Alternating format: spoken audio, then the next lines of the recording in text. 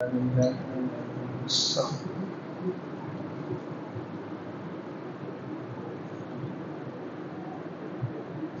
39 নম্বর আয়াত পর্যন্ত 40 নম্বর আয়াত পর্যন্ত গতকালকে আলোচনা গেছিল। গতকালকে একটা শব্দ আসছে, ইয়া বানি ইসরাইল। বনি ইসরাইল কারা? মূলত ইব্রাহিম আলাইহিস সালামের, ইসমাইল আলাইহিস সালাম হয়েছেন 80 বছর বয়সে এবং হাজেরা আলাইহিস সালামের ঘরে হয়েছেন। আর সারা আলাইহিস সালাম ইব্রাহিম আলাইহিস সালামের প্রথম স্ত্রী, উনি ছিলেন বন্দা, যার কোনো সন্তান হওয়ার কোনো সম্ভাবনা ছিল না।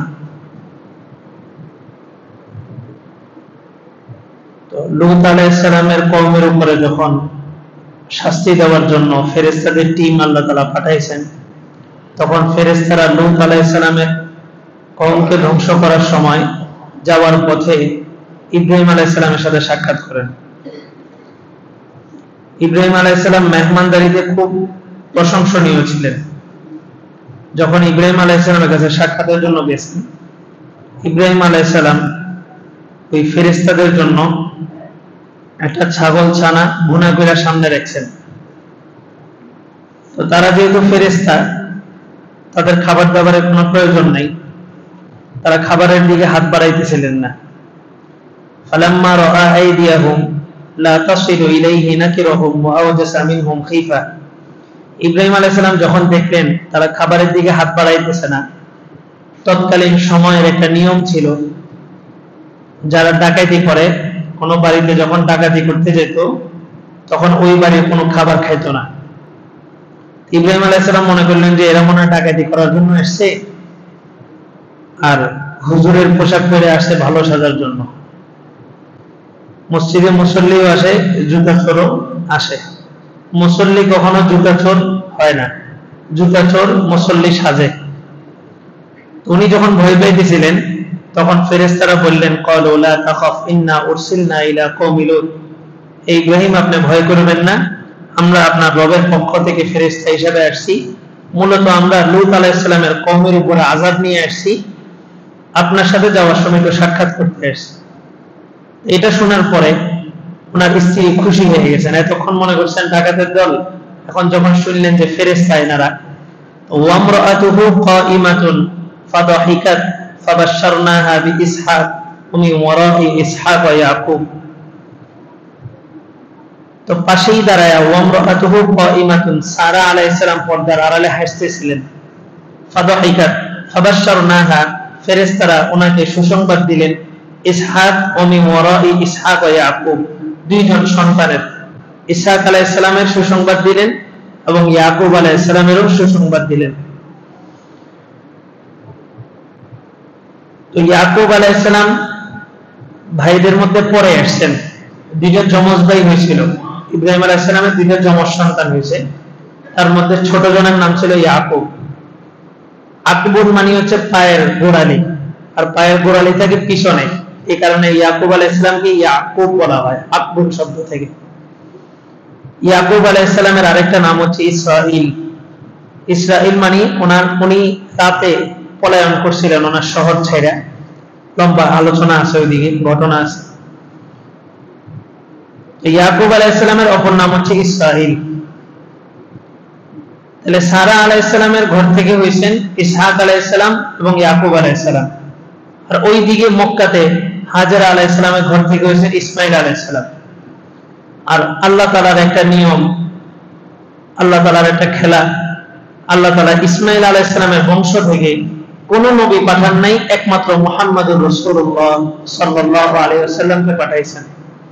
আর ওইদিকে হাজেরা, সারা আলাইহিস সালামের ঘর থেকে ইসহাক আলাইহিস সালাম, ইয়াকুব আলাইহিস সালাম, ইয়াকুব আলাইহিস সালামের 12 সন্তান, ইউসুফ আলাইহিস সালাম সহ ওনার বাকি 11 ভাই।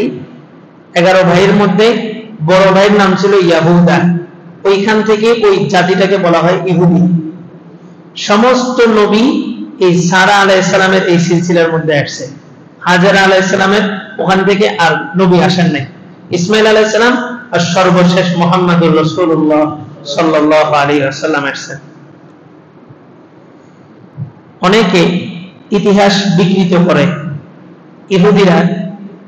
ইহুদিদের কিছু বর্ণনা এতটাই সূক্ষ্ম যে তাফসীরের কিতাবে মুফাসসিরিনরাও ওই বর্ণনাগুলো নকল করে ফেলাইছে।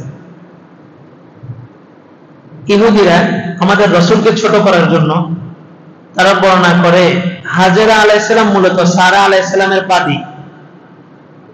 সারা আলাইহিস সালামের বাদী, ইব্রাহিম আলাইহিস সালামের বাদী ছিল, বাদীকে ইব্রাহিম আলাইহিস সালাম বিবাহ করছে। তারা বুঝাইতে চায় যে মূলত এই হাজেরা সে একজন বাদী, তার ছেলে ইসমাঈল, আর ওই বংশ থেকে মুহাম্মদ আসছে, তার কোনো দাম নাই। নাউযুবিল্লাহ। যদিও এটা বাস্তব, সমস্ত নবীদেরকে আল্লাহ তাআলা এই সিলসিলায় পাঠাইছেন, ইয়াকুব আলাইহিস সালামের সিলসিলায়, কিন্তু ইসমাঈল আলাইহিস সালামের সিলসিলায় কোনো নবী না আসলো, সর্বশেষ মুহাম্মদুর রাসূলুল্লাহ আসছে।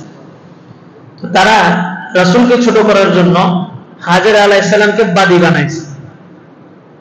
আমাদের অনেক তাফসীরের কিতাবে বা অনেক বয়ানও আমরা শুনছি যে হাজেরা আলাইহিস সালাম মূলত সারা আলাইহিস সালামের দাসী ছিল। দাসীর কথাটা কি? দাসী কাকে বলে? দাসী বলা হয় মুসলমানরা যখন কোথাও যুদ্ধ করতে যায় তখন তারা সন্তান স্ত্রীদেরকে নিয়ে যায় না।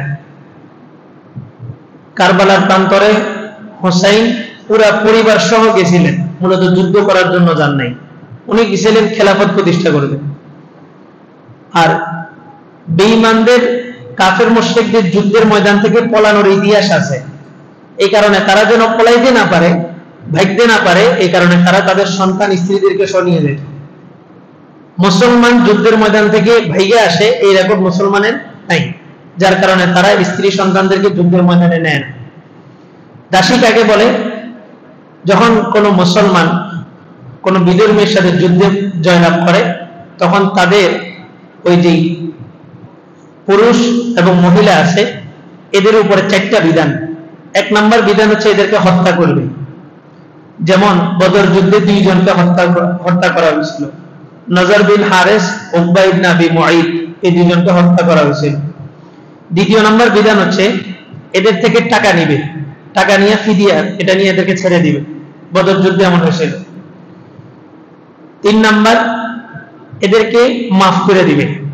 যেমন আউস গোত্রের সাথে যখন যুদ্ধ হয়েছে, যুদ্ধের পরে সবাইকে যখন বন্দী করে নিয়ে আসছে, এই যুদ্ধের বন্দীদের মধ্যে একজন মহিলা, তার নাম ছিল সীমা, সে একজন সাহাবীকে ডেকে বলল, হে সাহাবী, তুমি যে মুহাম্মদকে বলো যে আমি মুহাম্মদের দুধ বোন।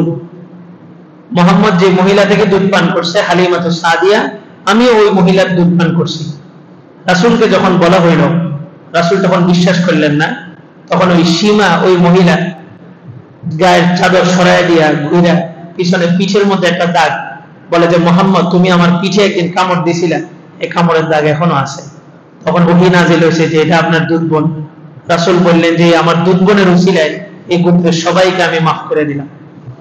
তখন আল্লাহর রাসূল এই বন্দীদের কাছ থেকে কোনো টাকা গ্রহণ করেন নাই, সবাইকে মাফ করে দিয়েছেন। 4 নম্বর বিধান হচ্ছে এদেরকে দাসী হিসেবে রেখে দিবে। খাজরাজ গোত্রের সাথে যখন যুদ্ধ হয়েছিল তাদেরকে আল্লাহর রাসূল দাসী হিসেবে রেখে দিয়েছেন। তাহলে হাজেরা আলাইহিস সালামকে সারা আলাইহিস সালামের দাসী ছিলেন কিনা? বলে যে না। সারা আলাইহিস সালামকে নিয়ে ইব্রাহিম আলাইহিস সালাম যখন বাইতুল মাকদাসের দিকে রওনা হয়েছেন তখন পথের মধ্যে মিশরের একটা রাষ্ট্র, এমন একটা অঙ্গরাজ্য এমন ছিল যে রাজ্যের জালেম বাদশা ছিল। সে ওই জনপদে যত মহিলা ঢুকতো সবাইকে ধর্ষণ করত। ইব্রাহিম আলাইহিস সালাম যখন ঢুকছেন সারা আলাইহিস সালামকে নিয়ে, সারা আলাইহিস সালামও এক বাদশার কন্যা ছিল। যখন ঢুকছেন, ঢোকার পরে ওই জালেম বাদশা ইব্রাহিম আলাইহিস সালামকে বন্দী করছেন আর সারা আলাইহিস সালামকে নিজের ঘরে নিয়ে গেছেন ভোগ করার জন্য। যখন ভোগ করতে সামনে আগে বাড়ে তখনই সে বেহুশ হয়ে যায়। যখনই আগে বাড়ে বেহুশ হয়ে যায়। একবার বেহুশ হইল, সারা আলাইহিস সালাম আল্লাহর কাছে দোয়া করলেন, আল্লাহ, এই জালেম বাদশা যদি এখন মারা যায় তাহলে তার যারা অধীনস্থ আছে তারা মনে করবে যে আমি তাকে হত্যা করছি, এই কারণে তারা আমার স্বামীকে কষ্ট দিবে। আল্লাহ আপনি তাকে আবার হুঁশে ফিরিয়ে দেন। আবার হুঁশ ফিরল, ফিরার পরে সে আবার কামনা বাসনা পূরণ করার জন্য সারা আলাইহিস সালামের দিকে হাত বাড়াইলেন, আবার সে বেহুশ হয়ে গেল। এরকম ঘটনা 3 বার ঘটছে। ঘটার পরে ওই বাদশা 3য়বারের সময় বলছে, আমি আর কোনোদিন এই সমস্ত অন্যায় কাজগুলোতে জড়াবো না, তুমি আমাকে মাফ করে দাও। সারা আলাইহিস সালাম বললেন, আমি তোমাকে মাফ করে দিছি, তুমি আল্লাহর কাছেও মাফ চাও। তখন সে পরিপূর্ণ পাক্কা মুসলমান হয়ে গেল। ওই বাদশার মেয়ের নাম ছিল হচ্ছে হাজার, আমরা বলি হাজারা, মূলত নাম হচ্ছে হাজার, হিজরত করে আসছে যার কারণে বলা হয় হাজার। তো ওই বাদশা তার মেয়েকে বলল, মা তোমাকে আমি কোন উত্তম পরিবারে দিতে পারবো কিনা জানি না, তবে এই পরিবারের ব্যাপারে গ্যারান্টি দিতেছি, দুনিয়া না পাইলেও আখিরাত তোমার ঠিক থাকবে, তুমি তাদের সাথে চলে যাও। এই মহিয়সী রমণী, এই মহিলার তুমি খেদমত করবা, সেবা যত্ন করবা। তাহলে দাসী কাদেরকে বলে? যারা যুদ্ধের মধ্যে পরাজিত হওয়ার কারণে মুসলমানদের হস্তগত হয়। আর এই হাজার আলাইহিস সালাম ইনি দাসী না, ইনি হচ্ছে বাদশার মেয়ে। কিন্তু ওই যে রাসূলুল্লাহ সাল্লাল্লাহু আলাইহি ওয়াসাল্লামকে ছোট করার জন্য ইহুদিরা বলতো, বলে যে আরে ইব্রাহিম আলাইহিস সালামের দাসীর ঘরে থেকে আসছে। এই কারণে ইতিহাস পড়ব, ইতিহাসের গ্রহণযোগ্য কিছু কিতাব থেকে, তাফসীরের অনেক কিতাবের মধ্যে দেখছি এই রওয়ায়াতটা টাইনা ফেলেছে। আল্লাহ। তো ইয়াকুব আলাইহিস সালামের বংশের যারা, তাদেরকে বলা হয় বনি ইসরাঈল। আর আল্লাহর রাসূল বলেন, আনাবনু যাবিহাতাইন, আল্লাহ তাআলা দুইটা জবাইকৃত মানুষের সন্তান আমি। এক নম্বর হচ্ছে ইসমাইল আলাইহিস সালাম, যে বংশ থেকে রাসূল আসছে। ইসমাইল আলাইহিস সালামও আল্লাহ তাআলার তরবারির নিচে শুয়ে গেছিলেন। দ্বিতীয় নাম্বার আব্দুল মুত্তালিব, তার যখন 9টা ছেলে হলো, সে নিয়ত করলো যদি আমার যদি আরেকটা সন্তান হয় তাহলে আমি তাকে আল্লাহর রাস্তায় কোরবানি করে দিব। তো 10ম নাম্বার রাসূলুল্লাহর পিতা আব্দুল্লাহর জন্ম হইল। আব্দুল্লাহর যখন জন্ম হয়েছে, জন্ম হওয়ার পরে আব্দুল মুত্তালিবকে আল্লাহ তাআলা স্বপ্নে দেখাইলেন যে তুমি যে মান্নত করছিলা একটা আল্লাহর রাস্তা দিয়ে দিবা, মান্নতটা পূরণ করো। তখন আরবের জাহিলিয়াতের যুগে কিছু কুসংস্কার ছিল, মানুষকে বলি দিত, মানুষ জবাই করত, উৎসর্গ করত দেবতাদের নামে। আল্লাহ তাআলা স্বপ্নে দেখাইলেন তুমি তোমার মান্নত যেটা করছো সেটা পূরণ করো। তখন আব্দুল মুত্তালিব না পারতে অপারগ হইয়া আব্দুল্লাহকে নিয়ে গেল জবাই করার জন্য মিনার প্রান্তরে। যখন নিয়ে গেছে তখন মক্কাবাসী সবাই আব্দুল্লাহকে খুব পছন্দ করত, খুবই ভালো ছেলে ছিল। তো মক্কাবাসী এটা মানতে পারে না, মক্কাবাসী বলল যে না, আব্দুল্লাহকে জবাই করা হবে না, আব্দুল্লাহর পরিবর্তে কিছু একটা সিদ্ধান্ত করো। তখন তারা ইহুদি আলেমের কাছে গেল, যাওয়ার পরে বলল যে এভাবে এই ঘটনা, এখন আব্দুল্লাহকে কেউ জবাই করতে দিতেছে না, আর আমি তো মান্নত করছি, আর আমি সমাজের একজন গ্রহণযোগ্য ব্যক্তি, আমি যদি মান্নত পূরণ না করি সমাজের মানুষ আমাকে তিরস্কার করবে। ওই ইহুদি আলেম বলল যে ঠিক আছে, একটা কাজ করেন, আব্দুল্লাহর বিপরীতে আপনার 10টা উট আল্লাহর রাস্তায় কোরবানি করে দেন। কিভাবে? 10টা উট ফলক, আমরা টস করি না লটারি, একটা কাগজের মধ্যে এক পাশে লেখা থাকবে 10টা উট, আরেক পাশে লেখা থাকবে আব্দুল্লাহ, একটা কাঠিটা উপরে মারবেন, যদি 10টা উট পড়ে তাহলে 10টা উট কোরবানি করবেন, আর যদি আব্দুল্লাহর নাম পড়ে তাহলে আব্দুল্লাহকে কোরবানি করবেন। তো টচ করা হলো, যখন মারছে উঠছে আব্দুল্লাহর নাম। এখনো কেউ রাজি না, বলে যে না, এই সিস্টেম আবার হবে, দরকার হলে 10টা উট আরো বাড়ায় দিব। আবার দিছে, আবার আব্দুল্লাহর নাম, আবার দিছে, আবার আব্দুল্লাহর নাম। 10 বার দেওয়ার পরে 10 বারই আব্দুল্লাহর নাম উঠছে, আর ওইদিকে 10টা করে কত হয়েছে? 100টা। 11তম বার যখন দিছে তখন উঠছে 10টা উট। তো 100টা উট কোরবানি করে আব্দুল্লাহকে বাঁচানো হয়েছে, আর ওইদিকে জান্নাতি দুম্বা শোয়া দিয়ে ইসমাইল আলাইহিস সালামকে বাঁচানো হয়েছে।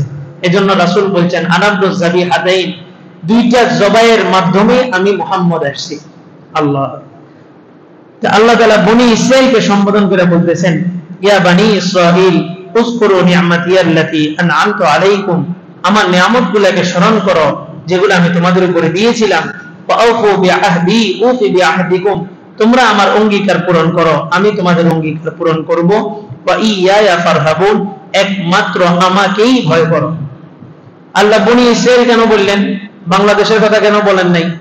ভারত উপমহাদেশের কথা কেন বলেন নাই? বলে যে কোরআনটা নাজিল হয়েছে মক্কাবাসীর উপরে, মক্কার ইহুদিদের উপরে। তখনকার প্রেক্ষাপটই ছিল তাদেরকে সম্বোধন করে কথা বলা। আমি যে কথাগুলো বলতেছি এগুলো আপনাদের জন্য দরকারি না, পুরা বিশ্ববাসীর জন্য দরকারি না, কিন্তু আমি সম্বোধন করতেছি কাদেরকে? আপনাদেরকে, যেহেতু আপনারা সামনে আছেন। তো কোরআন যখন নাজিল হয়েছে, কোরআন নাজিল হয়েছে মক্কায়, আর মক্কাবাসী তখন ছিল ইহুদি, এই কারণে তাদেরকে সম্বোধন করেই কোরআন নাজিল হয়েছে। আল্লাহু আকবার। বাকি আলোচনা কালকে করা হবে ইনশাআল্লাহ।